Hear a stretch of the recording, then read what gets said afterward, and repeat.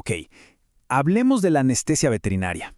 Para muchísimos dueños de mascotas, la verdad es que solo escuchar esas palabras ya genera una ansiedad casi inmediata.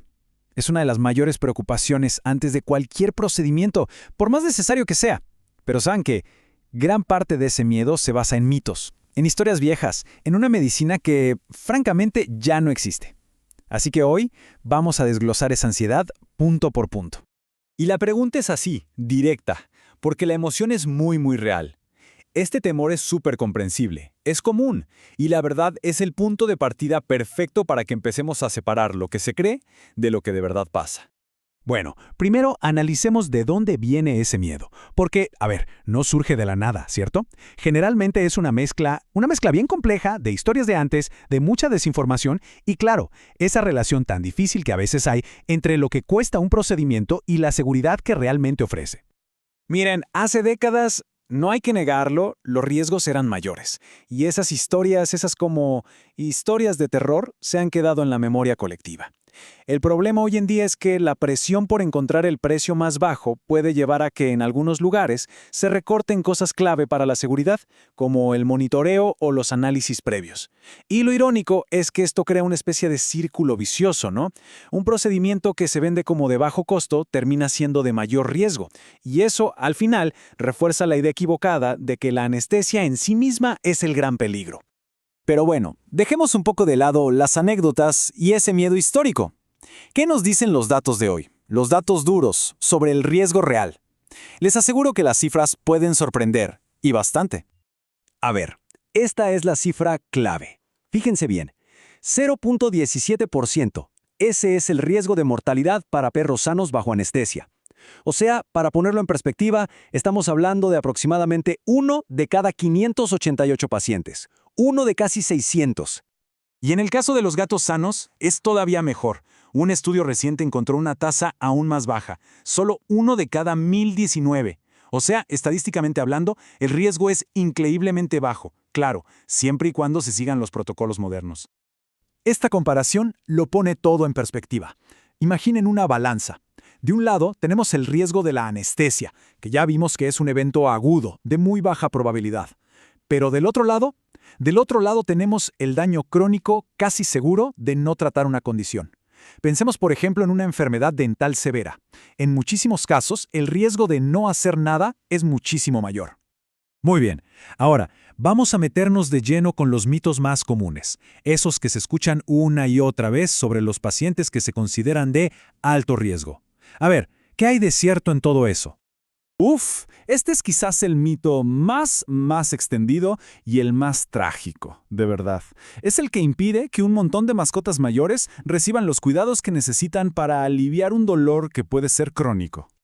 Y aquí va la verdad clínica, que es como un mantra en la anestesiología veterinaria. La edad no es una enfermedad. A ver, que quede claro. Un paciente de 15 años no tiene más riesgo por el simple hecho de tener 15 años. El tema es que, estadísticamente, tiene más probabilidad de tener alguna enfermedad por ahí, oculta. Y justamente para eso es que nos preparamos. Esto no es un enfoque de talla única para todos, para nada. Un protocolo geriátrico moderno se adapta por completo al paciente. Se eligen fármacos con márgenes de seguridad mucho más amplios, más suaves, por así decirlo. Se le da soporte al cuerpo con fluidos intravenosos y se vigila cada signo vital de manera intensiva, muy de cerca. El objetivo es ese, manejar los cambios fisiológicos que son normales con la edad. Y con el tema de las razas es súper importante diferenciar. Por un lado, tenemos a las razas de cara chata, como los pugs. Ahí el riesgo es anatómico, es mecánico, tiene que ver con sus vías respiratorias, y eso se maneja con técnicas de intubación súper especializadas. Pero luego está el caso de los galgos. El mito viene de su sensibilidad a unos fármacos muy antiguos, los barbitúricos, que hoy en día ya casi no se usan. O sea, el problema nunca fue la raza, era un fármaco viejo. Ok, ya hablamos de los pacientes. Ahora pasemos a las herramientas. Vamos a analizar algunos conceptos que están muy equivocados, pero que se escuchan por todos lados sobre los fármacos y las técnicas que se usan. Este es un clásico. Y se escucha mucho, a veces hasta como un argumento de venta. Pero la realidad es que simplifica de una manera muy peligrosa toda la ciencia que hay detrás de una anestesia segura. La verdadera seguridad, la de verdad, no está en un solo fármaco mágico. No existe tal cosa. El estándar de oro hoy en día se llama anestesia balanceada. Y ojo, es una técnica, no es un producto. Consiste en usar una combinación de diferentes fármacos en dosis pequeñas, donde cada uno tiene un objetivo específico. Así se maximiza la seguridad y se minimizan los efectos secundarios. Pensemos que la anestesia general se apoya en 3 pilares. El primero es la inconsciencia, o sea que el paciente esté dormido. El segundo, el alivio del dolor. Y el tercero, la relajación muscular. El gas inhalatorio, el famoso gas, es excelente para el primer pilar, para mantener al paciente inconsciente. Pero, y esto es clave, es un pésimo analgésico. Usar solo gas significa que el animalito está dormido, sí, pero su cuerpo sigue sintiendo el dolor. La anestesia balanceada, en cambio, se encarga de los 3 pilares por separado y de forma efectiva. Y aquí entramos en un mito que es especialmente peligroso, porque se aprovecha directamente del miedo de la gente. Pero las principales organizaciones de odontología veterinaria del mundo lo rechazan por completo. Y vamos a ver por qué. La realidad, según el Colegio Americano de Odontología Veterinaria, es que estos procedimientos son ineficaces y, peor aún, dañinos. Son puramente cosméticos, como para que los dientes se vean blancos por fuera. Pero la enfermedad real, la periodontitis, está ocurriendo debajo de la encía. Ahí es donde está la infección y el dolor, y es imposible llegar ahí y tratarlo en un paciente despierto. Al final, lo que se crea es una falsa sensación de seguridad, mientras la enfermedad avanza en silencio. Entonces, llegamos al punto crucial. Si ya vimos que la seguridad no está en un fármaco específico ni en si el paciente es joven o viejo, ¿de dónde viene realmente? ¿Cuál es el secreto?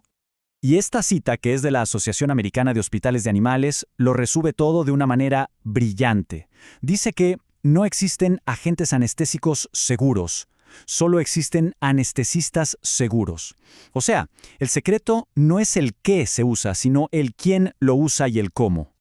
¿Y qué hace a un anestesista seguro? Pues lo más importante es esto: tener a una persona capacitada, dedicada, cuyo único trabajo en ese momento es monitorear al paciente. No es el cirujano, no es alguien que esté entrando y saliendo de la sala. Es un profesional que está ahí, vigilando sin parar desde que empieza hasta que termina, y que usa la tecnología para ver cambios en tiempo real y poder intervenir antes de que un pequeño cambio se convierta en un gran problema. Este es el estándar de cuidado hoy. No se trata de tener un solo monitor, sino de un sistema completo. Se vigila la circulación con el electrocardiograma y la presión arterial, la oxigenación con el pulso oxímetro, la temperatura. Pero quiero que pongan especial atención en la ventilación, que se mide con el capnógrafo. Este aparato es absolutamente crucial. Mide el dióxido de carbono que se exhala y detecta problemas respiratorios al instante, mucho antes que cualquier otro monitor. Es un verdadero salvavidas. Muy bien, entonces, ¿cómo unimos todas estas piezas?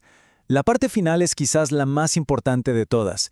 ¿Cómo pasar de sentir esa ansiedad a ser un defensor informado para nuestra mascota? Todo a través del conocimiento. Miren, en lugar de solo preguntar, ¿es segura la anestesia? Estas son las preguntas que de verdad revelan el estándar de cuidado de una clínica. Las respuestas a estas 3 preguntas van a dar muchísima más confianza y tranquilidad que cualquier promesa sobre un fármaco supuestamente más seguro o un precio más bajo. Porque, y con esto cerramos, la seguridad de la anestesia moderna no es un producto que se compra, es un proceso que se vigila de cerca